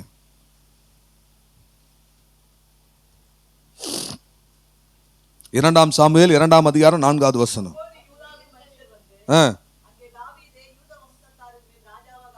தாவீதை யூதா வம்சத்தார் மேலே ராஜாவாக, இது 2ஆம் கட்ட அபிஷேகம். முதல் கட்ட அபிஷேகம் சகோதரருக்கு நடுவில் கிடைச்சது வீட்டில். இப்ப 2ஆம் கட்ட அபிஷேகம் ஒரு கோத்திரத்துக்கு ராஜாவாய் மாறுறாரு. இஸ்ரவேலின் 12 கோத்திரத்துல ஒரு கோத்திரத்துக்கு ராஜாவாய் மாறுறாரு. இந்த சம்பவம் எப்ரோன்ல நடக்கிறது. எப்ரோன் என்றால் ஐக்கியம் என்று அர்த்தம். அல்லேலூயா. முதல் கட்ட அபிஷேகத்துல வளர்ந்து வர விசுவாசிகள் 2ஆம் கட்டம் அந்த எப்ரோன் என்கிற ஐக்கியத்துக்குள்ள வரணும். அது மாத்திரமல்ல, யூதாவின் மனுஷர், யூதா என்றால் துதி, கர்த்தரை துதிக்கிறவன், ஐக்கியத்துக்குள்ள வந்து என்ன செய்யணும்? துதிக்கிறவர்களாய் மாறணும். சகோதரிமார்கள் எல்லாம் பெண்கள் ஐக்கியத்துல வந்து கர்த்தரை துதிக்க ஆரம்பித்தார்கள். அல்லேலூயா, அல்லேலூயா சொல்லுங்களேன். அல்லேலூயா. ஆண்டவருடைய நாமத்திற்கு மகிமை உண்டாவதாக. நீங்க 2ஆம் சாமுவேல் 5ஆம் அதிகாரம் 5வது வசனத்தை பார்த்தீங்கன்னா, இந்த ஒரு கோத்திரத்தின் மேல இவன் 7 வருடம் 6 மாதமும் இந்த வசனத்துல பாத்தீங்கன்னா, இந்த யூதாவின் மேல அபிஷேகம் பண்ணப்பட்ட போது 2ஆம் கட்ட அபிஷேகத்துக்கு வந்த போது 7 வருஷம் 6 மாதம் 7.5 வருஷம் வச்சுக்கோங்க, இவர் ராஜாவாய் ஒரு கோத்திரத்துக்கு இருக்கிறார். அல்லேலூயா. கர்த்தருடைய பரிசுத்த நாமத்திற்கு மகிமை உண்டாவதாக. இதனால பலவிதமான நன்மைகள் கடந்து வந்ததுங்க. இந்த 2ஆம் கட்ட அபிஷேகத்துல பலவிதமான நன்மைகள் கடந்து வந்தது. 2ஆம் சாமுவேல் 3ஆம் அதிகாரம் 1வது வசனத்திலே தாவீதின் குடும்பத்துக்கும் சவுலுடைய குடும்பத்துக்கும் வர வர யுத்தம் வலுத்து கொண்டே போனது. தாவீது வர வர பெலத்தான். இந்த 2ஆம் கட்ட அபிஷேகத்துல கர்த்தர் உங்களை பெலத்தின் மேல் பெலனடைய செய்கிறார், மகிமை மேல மகிமை அடைய செய்கிறார். இங்க ஜெய ஜீவியம் தொடங்க ஆரம்பிக்கும். எப்படியாவது கஷ்டப்பட்டு இந்த 2ஆம் கட்டத்துக்கு நீங்க அபிஷேகத்துக்கு மூவ் ஆகி வந்துட்டீங்கன்னா அங்கே ஜெயம் ஸ்டார்ட் ஆக ஆரம்பிக்கும். அங்கே ஒரு வளர்ச்சி உண்டாகும். பிரியமானவர்களே, போராட்டங்களும் வரும். கர்த்தருக்கு ஸ்தோத்திரம். எல்லாவற்றிலும் நம்ம அந்த இடத்துல ஜெயம் பண்ண முடியாது. ஆனா சில காரியங்களை மாத்திரம் குடும்பத்துல, வேலையில, நம்முடைய கையின் பிரயாசத்துல, மற்ற எல்லா இடங்களிலும் ஒரு ஜெயகரமான காரியங்கள் தோன்றும் 2ஆம் கட்ட அபிஷேகத்துல. அல்லேலூயா. ஆசீர்வாதம் வரும், ஐஸ்வர்யம் வரும், கன மகிமை எல்லாம் வரும். அப்படியே ஸ்டார்ட் ஆகும். இதை நம்ம என்ன செய்யணும்? இந்த இடத்துல அப்படியே நம்ம நின்றக்கூடாது. சாலமோனை போல ஆசீர்வாதங்கள் நன்மைகள் எல்லாம் வரும் பொழுது அந்த 2ஆம் கட்ட அபிஷேகத்துல நாம் நின்று விடக்கூடாது. அல்லேலூயா, அல்லேலூயா. கர்த்தருக்கு ஸ்தோத்திரம். இந்த 2ஆம் கட்ட அபிஷேகத்துல சில போராட்டங்களும் வந்தது. அந்த போராட்டத்தை நான் உங்களுக்கு சொல்றேன், நீங்கள் வாசித்து பாருங்கள். 2ஆம் சாமுவேல் 3ஆம் அதிகாரம் 39வது வசனம். நான் ராஜாவாக அபிஷேகம் பண்ணப்பட்டவனா இருந்தோம். பாருங்க, ஒரு ராஜா தன்னுடைய அபிஷேகம் பண்ணப்பட்டிருக்கிறாரு, 2 கட்ட அபிஷேகத்துக்கு வந்திருக்கிறாரு. அவருடைய பலவீனத்தை சொல்றாரு, இன்னும் நான் பலவீனனா இருக்கிறேன். இந்த சிரியாவின் குமாரர் எனக்கு முன்பதாக இன்னும் பலசாலிகளா இருந்து போராடுறாங்க. இந்த சிரியாவின் குமாரர் யார்? ஒரு முறை கொஸ்டின்ல கேட்டிருந்தேன், சிரியாவின் குமாரர் யாருங்க?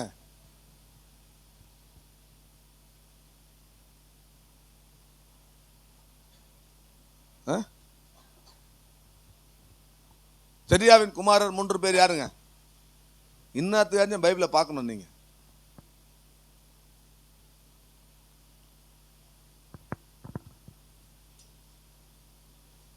நான் ராஜாவாக அபிஷேகம் பண்ணப்பட்டிருந்தோம், இன்னும் பலவீனனா இருக்கிறேன். 2 சாமுவேல் 3:1 சவுலை ஜெயித்தார். ஆனா 39 சிரியாவின் குமாரரோட தோல்வி. கண்டுபிடிச்சிங்களா சிரியாவின் குமாரர் யாருன்னா? 3 ஒரே இடத்துல இருக்குமான்னு தேடுறீங்களா? சோதனம். சிரியாவின் குமாரர் யோவாப், அம்மோன் புத்திரரா? அடி போகும்போது பார்த்துங்க, சாட்டு எடுத்து வாங்கி அனுப்பிச்சு விட்ருவோம் உங்களை, ஞாபகம் வச்சுங்க. யோவாப், அபிசாய், ஆசகேல், 3 பேர். கர்த்தருக்கு ஸ்தோத்திரம். இந்த 3 பேருக்கும் 3 குணாதிசயம் இருக்கு. நல்லா கவனிங்க. 2ஆம் கட்ட அபிஷேகத்தில் சொல்றாரு, யோவாப், அபிசாய், ஆசகேல், இந்த 3 பேரும் தாவீது ராஜாவை விட பலசாலிகளா இருந்து என்ன செய்யறாங்க? போராடுறாங்க. நீங்க அபிஷேகம் பண்ணப்பட்டிருந்தாலும், 2ஆம் கட்ட அபிஷேகத்துக்கு நீங்க வந்திருந்தாலும், இதை விட 3 வல்லமைகள், இந்த காரியத்தை விட 3 வல்லமைகள் உங்களோட எதிர்த்து போராடும். நீங்க ராஜரீக அபிஷேகத்துக்குள்ள வந்துட்டாலும் போராட ஆரம்பிக்கும். 1 உலகம், மாமிசம், பிசாசு. இது என்ன செய்யும்?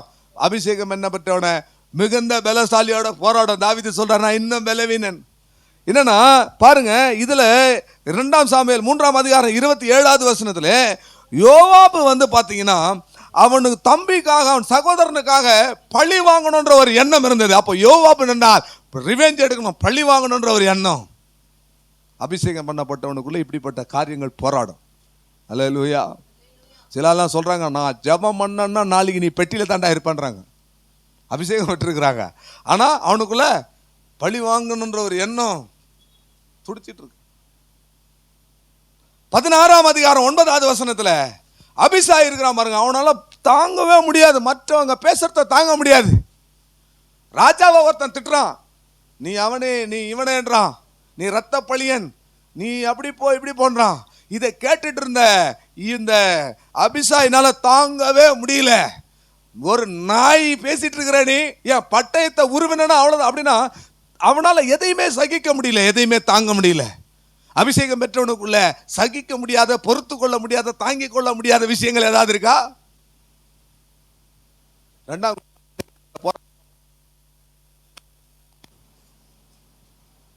2ஆம் அதிகாரம் 21வது வசனத்துல நீங்க பாத்தீங்கன்னா ஆசகேல் பயங்கரமான ஒரு பிடிவாதமான ஒரு ஆள். பயங்கர பிடிவாதம். நீங்க நோட் பண்ணீங்க, எனக்கு நேரம் இல்லாததுனால இன்னொன்று இந்த மெசேஜ் தீமுக்கே போக முடியல. எல்லாம் நீங்க இந்த அந்த அந்த ஃபயருக்குள்ள வரல, அதனால என்னால போக முடியல. கர்த்தருக்கு ஸ்தோத்திரம். இப்போ அபிஷேகம் பண்ணப்பட்டவனுக்குள்ள பழி வாங்குகிற சிந்தை இருக்கா? இல்ல அபிஷேகம் பண்ணப்பட்டவனுக்குள்ள தாங்கவே முடியாத விஷயங்கள் இருக்கா? தாங்க முடியல, பொறுத்துக்க முடியாத விஷயங்கள் இருக்கா? இதெல்லாம் போராடுது. பிடிவாதம். என்ன பிடிவாதம்? எவ்வளவு உபதேசம் பண்ணாலும் அந்த பிடிவாதத்தை விட்டு என்ன செய்ய மாட்டேன்றாங்க? இறங்க மாட்டேன்றாங்க. நான் அப்படியே தான் நிற்பேன். கர்த்தருடைய பரிசுத்த நாமத்திற்கு மகிமை உண்டாவதாக. இதெல்லாம் போராடி, இதெல்லாம் மேற்கொண்டு 2ஆம் கட்ட அபிஷேகத்தை கடந்து 3ஆம் கட்ட அபிஷேகத்துக்கு தாவீது வராரு. நான் நேரடியாக வசனங்களுக்கு நேராக நாம் போகலாம். 2ஆம் சாமுவேல் 5ஆம் அதிகாரம் 3வது வசனத்தை வாசிங்க. 2ஆம் சாமுவேல் 5ஆம் அதிகாரம். இஸ்ரவேலின் மூப்பர் எல்லாரும் எப்ரோனிலே ராஜாவினிடத்திலே வந்தார்கள். தாவீது ராஜா எப்ரோனிலே கர்த்தருக்கு முன்பாக அவர்களோட உடன்படிக்கை பண்ணினான். அவனை தாவீதை இஸ்ரவேலின் மேலே 5வது வசனத்தை பாருங்க. கர்த்தருக்கு ஸ்தோத்திரம். சமஸ்த இஸ்ரவேலுக்கும் இப்பொழுது இவர் ராஜாவாய் மாறுகிறார். ஒரு அல்லேலூயா சொல்லுங்களேன். 3ஆம் கட்ட அபிஷேகம், முதல் கட்ட அபிஷேகம் சகோதரருக்கு நடுவில் நடந்தது. அதுல எழுச்சியும் வீழ்ச்சியும் பார்த்தோம். 2ஆம் கட்ட அபிஷேகம் யூதாவின் மேலே 7.5 வருஷம் ராஜாவாய் அவனுக்கு அந்த அபிஷேகம் வந்தது. அதிலே அவனுடைய எழுச்சியும் வீழ்ச்சியும் நம்ம பார்த்தோம். இப்போ 3ஆம் கட்ட அபிஷேகம் சமஸ்த இஸ்ரவேலின் மேலே அவன் ராஜாவாக அபிஷேகம் பண்ணப்படுகிறான். அல்லேலூயா, அல்லேலூயா, அல்லேலூயா. 7.5 வருஷம் யூதாவை ஆண்டான், 33 வருஷம் இஸ்ரவேலை ஆண்டான். சமஸ்த இஸ்ரவேலுக்கும் அவர் ராஜாவாய் மாறினா. இந்த 3ஆம் கட்ட அபிஷேகத்துல எந்த தடுமாற்றமும் இல்லை. இந்த 2 கட்ட அபிஷேகத்துக்குள்ள நிறைய டிஸ்ட்ராக்ஷன் வந்துருச்சு, நிறைய வீழ்ச்சி வந்துருச்சு, நிறைய போராட்டம், நிறைய கண்ணீர், நிறைய ஓட்டம், நிறைய போராட்டம் எல்லாம் வந்துருச்சு. ஆனா அந்த 3ஆம் கட்ட அபிஷேகத்துக்கு அவன் வரும் பொழுது அவன் முற்றிலும் ஜெயம் கொண்டவனாய் ஒரு பூர்ணத்தை நோக்கி அவன் கடந்து கொண்டான். ஒரு ஜெயகரமான வாழ்க்கைக்கு நேராக இந்த தாவீது கடந்து வந்தான். யாரெல்லாம் இந்த 3ஆம் கட்ட அபிஷேகத்துக்கு வராங்களோ அவர்கள் முற்றிலும் ஜெயம் கொண்டவர்களாக பூரணத்தை நோக்கி கடந்து போகிறவர்களாக மாறுவார்கள். அல்லேலூயா, அல்லேலூயா. இந்த 3ஆம் கட்ட அபிஷேகத்திலே நடந்த முக்கியமான சில காரியங்களை உங்களுக்கு சொல்லுகிறேன். 2ஆம் சாமுவேல் 5ஆம் அதிகாரம் 7வது வசனத்திலே தாவீது சாலகத்தின் வழியாய் கடந்து போய் சீயோன் கோட்டையை அவன் பிடித்தான். ஒரு அல்லேலூயா சொல்லுங்களேன். 3ஆம் கட்ட அபிஷேகத்துக்குள்ளே யாரெல்லாம் வராங்களோ அவர்கள் சீயோன் கோட்டையை பிடிப்பார்கள். அவர்கள் பரலோக பரலோகத்தை பிடிப்பார்கள். அவர்கள் புதிய எருசலேமை பிடிப்பார்கள். ஆட்டுக்குட்டியானவரும் சிங்காசனமும் ஆட்டுக்குட்டியானவரும் இருக்கிற சியோன் என்கிற உன்னதமான ஸ்தலத்திற்கு போகிறவர்கள் இந்த இரண்டாம் கட்ட அபிஷேகத்தை கடந்து மூன்றாம் கட்ட அபிஷேகத்தில் வந்து ஜெயாளிகளாய் மாறினவர்கள் சியோன் கோட்டையை பிடிப்பார்கள். அல்லேலூயா. ஆண்டவருடைய நாமத்துக்கு மகிமை உண்டாவதாக. ஒரு வார்த்தையில சொல்லணும், மூன்றாம் கட்ட அபிஷேகத்துல வந்து நீ நிலைச்சு நின்னுட்டுனா, மூன்றாம் கட்ட அபிஷேகத்துல நீ தொட்டுட்ட காலை வச்சுட்டனா சியோன் கோட்டையை நீ பிடிப்ப. தேவ ராஜ்யத்தின் சொந்தக்காரனாய் சொந்தக்காரியாய் நீ மாறி விடுவாய். அல்லேலூயா. தேவனுடைய காணியாட்சிக்கு உட்பட்டவளாய் நீ மாறி விடுவாய். 5ஆம் அதிகாரத்தினுடைய 17வது வசனத்தை நீங்கள் வாசித்து பாருங்கள். முதல் கட்ட அபிஷேகத்திலே வந்த உடனே அங்க ஒரு பெலிஸ்தியன் வந்தான். இரண்டாம் கட்ட அபிஷேகத்தில் அவனுக்கு பலவிதமான சத்துருக்கள். மூன்றாம் கட்ட தாவீது அபிஷேகம் பண்ணான். அபிஷேகம் பண்ணப்பட்டான் என்று சொன்ன உடனே இதுவரைக்கும் கூட்டமா வந்தவன், சிங்கிளா வந்தவன், ஒரு சிலரா வந்தவன், ஒரு திரள் கூட்டமாய் தாவீதை நோக்கி வந்துட்டான். இப்போ தாவீது 3வது முறை அபிஷேகம் பண்ணா, நீ 3ஆம் கட்ட அபிஷேகத்தில் வந்தா ஒரு ஆளு 2 ஆளு 10 பேர் இல்ல, பெரும் கூட்டமே உனக்கு நேராய் புறப்பட்டு வரும். அந்த நேரத்துல நான் அபிஷேகம் பண்ணப்பட்டேன், நான் அதனால அவனை போய் அடிப்பேன், எதிர்ப்பேன், ஜெயிப்பேன் போக கூடாது. தாவீது அரணிப்பான இடத்திற்கு போனான் என்று சொல்லப்பட்டிருக்கிறது. 3ஆம் கட்ட அபிஷேகம் நீ எதிர்த்து போராட வேண்டியது இல்லை. 3ஆம் கட்ட அபிஷேகம் நீ யுத்தம் செய்ய வேண்டியது இல்லை. நீ உன்னுடைய யுத்தம் ஆவிக்குரிய யுத்தம். நீ என்ன செய்ய, அரணிப்பான ஒரு இடத்துக்கு போயிடணும். தாவீது அபிஷேகம் பண்ணப்பட்டான்னு சொன்ன உடனே பெலிஸ்தியர்கள் கூட்டமா வந்துட்டாங்க. நீ 3ஆம் கட்ட அபிஷேகத்துக்கு வந்தா பொல்லாத கூட்டம் வரும். அது ஆவி மண்டல போராட்டமாவும் இருக்கும், காண்கிற ஜட உலகத்துல போராட்டமாவும் இருக்கும். நீ எதிர்த்து போராட கூடாது. அரணிப்பான ஒரு இடத்திற்கு போக வேண்டும். அந்த அரணிப்பான இடம் என்ன? கர்த்தர் என் கோட்டையும் என் அரணுமானவர், தீங்கு நாளிலே கூடார மறைவிலே ஒளித்து என்னை பாதுகாக்கிறவர். அல்லேலூயா. கர்த்தர் தான் நம்முடைய உயர்ந்த அரண். அவர் தான் அரணிப்பான பட்டணம். அவருக்குள்ள போயிடணும். அவருக்குள்ள போன கர்த்தர் யுத்தம் செய்வார்.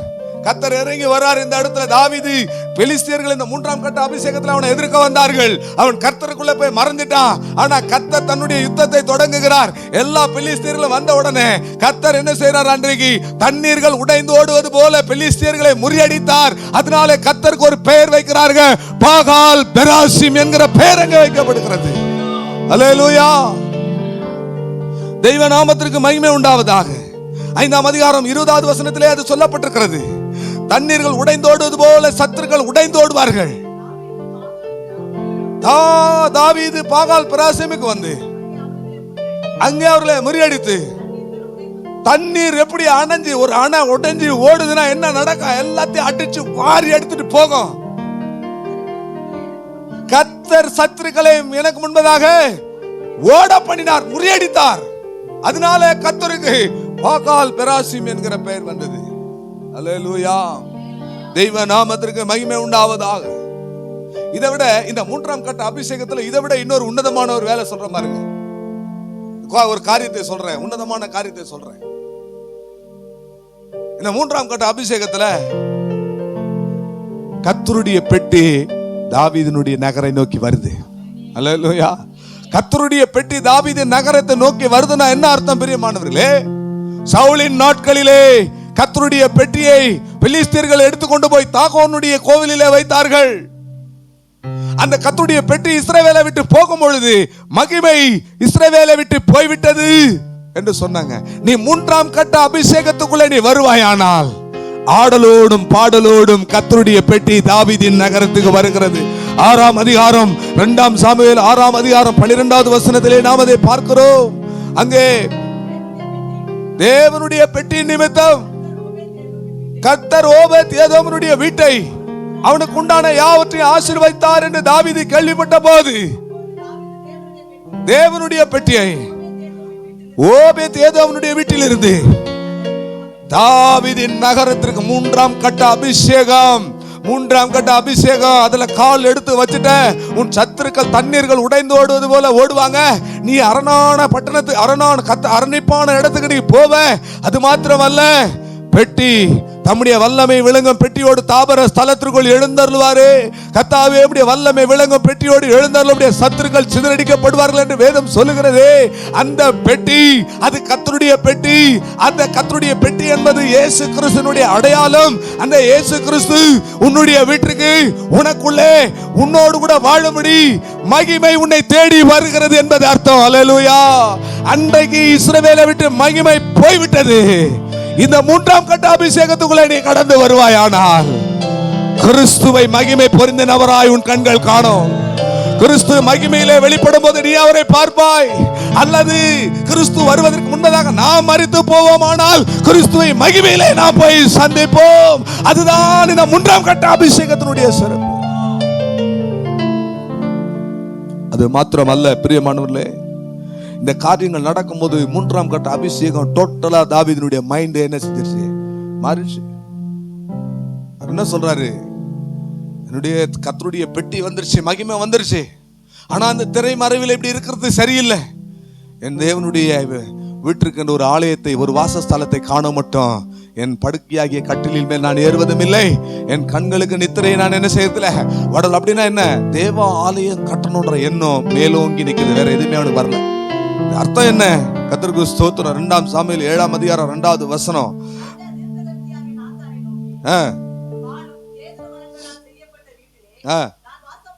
அவனுடைய அந்த 3ஆம் கட்ட அபிஷேகத்தினுடைய தாகத்தை பாருங்க. நான் இப்படி ஒரு வீட்டுல வாசம் பண்றேன், தேவனுடைய பெட்டி திரைகளின் நடுவிலே வாசமாயிருக்கிறது என்றான். 132ஆம் சங்கீதத்தில் யாக்கோபின் வல்லவருக்கு ஒரு வாசஸ்தலத்தை காண மாட்டோம், ஒரு ஆலயத்தை காண மாட்டோம், ஒரு கூடாரத்தை காண மாட்டோம். என் படுக்கையாகிய கட்டிலின் மேல் நான் ஏறுவதும் இல்லை, என் கண்களுக்கு நித்திரையை நான் வரவிடுவதும் இல்லை. அப்படின்னா நான் 3ஆம் கட்ட அபிஷேகம் உனக்கு வந்ததுன்னா தேவனுக்கு என்று ஒரு ஆலயத்தை கட்டணும். அல்லேலூயா. தேவனுக்கு என்று ஒரு ஆலயத்தை கட்டணும். இப்ப எல்லாம் நம்ம போய் ஆலயத்தை கட்டணும்னு நான் சொல்ல வரல. நீங்களே தேவனுடைய ஆலயமாய் மாறிவிடுவீர்கள். உங்களை நீங்களே தேவனுடைய ஆலயமாய் நீங்க என்ன செஞ்சிருவீங்க? மாற்றி விடுவீர்கள். அது எப்படி? 1 நாளாகமம் 28ஆம் அதிகாரம் 19வது வசனத்திலே பரலோகத்திலே எழுதி கொடுக்கப்பட்ட கர்த்தருடைய கரத்தினால எழுதி கொடுக்கப்பட்ட மாதிரியின்படியே இந்த ஆலயத்தை கட்ட வேண்டும். அல்லேலூயா. அப்படியானால் பிரியமானவர்களே, பரலோகத்திலே இருக்கிற காரியம், பரலோகத்திலே உள்ளவைகள் பூலோகத்திலே உள்ளவைகளோடு இணைக்கப்படணும். பரலோகத்தில் இருக்கிற மாதிரியின்படி நீங்கள் என்ன செய்யணும்? தேவனுடைய ஆலயமாய் நீங்கள் மாறணும். இதுதான் 3ஆம் கட்ட அபிஷேகம்.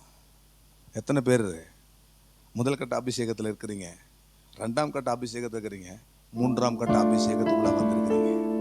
எல்லாரும் எழுமி நின்று ஒரு விஷயம் கூட, நீங்க என்ன காரியத்தில் இருக்கிறீங்க நான் கேட்க போறதில்லை, ஆனா எல்லாரும் எழுமி நின்று உங்களை நீங்களே சோதித்து அறிஞ்சு, ஹல்லேலூயா, என்னுடைய அபிஷேகம் எப்படிப்பட்டது? ஓ ஆவிலே நீங்கள் எப்படிப்பட்டவர்களாய் காணப்படுகிறீர்கள்? ஹல்லேலூயா, ஹல்லேலூயா, ஹல்லேலூயா. அந்த பரிசுத்த ஆவியானவர் இன்றைக்கு உங்கள் மேல் கடந்து வரட்டும். 3 மடங்கு உங்களை அபிஷேகம் பண்ணட்டும். 3 கட்ட அபிஷேகம் உங்களுக்குள்ள கடந்து வருவதாக. எத்தனை பேர் இந்த ஆவினால தொடப்பட்டிருக்கிறீங்க? எத்தனை பேர் இந்த அபிஷேகத்தை புதுப்பிக்க போகிறீங்க? ஆவியானவருடைய புதுப்பிக்குதலுக்குள்ளே, புதிதாக்கப்படுதலுக்குள்ளே நீங்கள் கடந்து போக போறீங்க. எத்தனை பேர் இப்ப ஆவியில கொஞ்ச நேரம் உங்களை நீங்களே நிதானித்து பாருங்க. ஒரு புதிய அபிஷேகத்துக்குள்ளே இப்போ இந்த ஆராதனை வேளையிலே நிரப்பப்படுங்க. இந்த புதிய அபிஷேகத்துக்குள்ளே நீங்க கடந்து வாருங்க. ஹல்லேலூயா. கர்த்தருடைய ஆவியானவர் உங்கள் மேல் இறங்கட்டுமே. அந்த அபிஷேகம் உங்களுக்குள்ளே புதுப்பிக்கப்படட்டுமே. ஹல்லேலூயா, ஹல்லேலூயா, ஹல்லேலூயா. நன்றி ஆண்டவரே, நன்றி அப்பா. உம்முடைய நடத்துதலுக்காக நன்றி. கரத்துல எங்களை அர்ப்பணிக்கிறோம், எங்களை தாழ்த்துக்கிறோம். ஆண்டவரே, எங்களை ஆண்டவரே ஒரு விஷயானவருடைய அபிஷேகத்தினால ஆண்டவரே செய்யப்படுகிற ஆண்டவரே பெரிய காரியங்களை எங்களை கொண்டு எங்களை நீர் அபிஷேகித்து உம்முடைய ரத்தத்தினால, உம்முடைய ஆவியினால, உம்முடைய வார்த்தையினால ஆண்டவரே எங்களை அபிஷேகித்து ஆண்டவரே உமக்குரியவர்களாய் சீயோன் கோட்டையை பிடிக்கிறவர்களாய் ஆண்டவரே மகிமையிலே உம்மை சந்திக்கிறவர்களாய் எங்களையே தேவனுடைய ஆலயமாய் மாற்றிக்கொள்கிறவர்களாய் ஆண்டவரே ஒரு விஷயம் கூட எங்களை ஒப்பு கொடுக்கிறோம். நீர் ஆண்டவரே அதற்கு அருள் செய்வீராக, நீர் அதற்கு கிருபை செய்வீராக. திருக்கரத்தில் எங்களை தாழ்த்தி அர்ப்பணிக்கிறோம். எங்கள் ரட்சகர மீட்பெருமாகிய இயேசு கிறிஸ்துவின் இன்ப நாமத்தினால் இவைகளை வேண்டி நிற்கிறோம் எங்கள் பரலோக பிதாவே. ஆமென். ஆத்துமாவே கர்த்தரை ஸ்தோத்திரி, என் முழு உள்ளமே பரிசுத்த நாமத்தை ஸ்தோத்திரி. என் ஆத்துமாவே கர்த்தரை ஸ்தோத்திரி, அவர் செய்த சகல உபகாரங்களை மறவாதே. ஆமென். நம்முடைய கர்த்தராகிய இயேசு கிறிஸ்துவின் கிருபையும் பிதாவாகிய தேவனுடைய அன்பும் பரிசுத்த ஆவியானுடைய அன்பின் ஐக்கியம் என்றும் சதா காலமும் நம் அனைவரோடு கூட இருப்பதாக. ஆமென். அல்லேலூயா, அல்லேலூயா, அல்லேலூயா.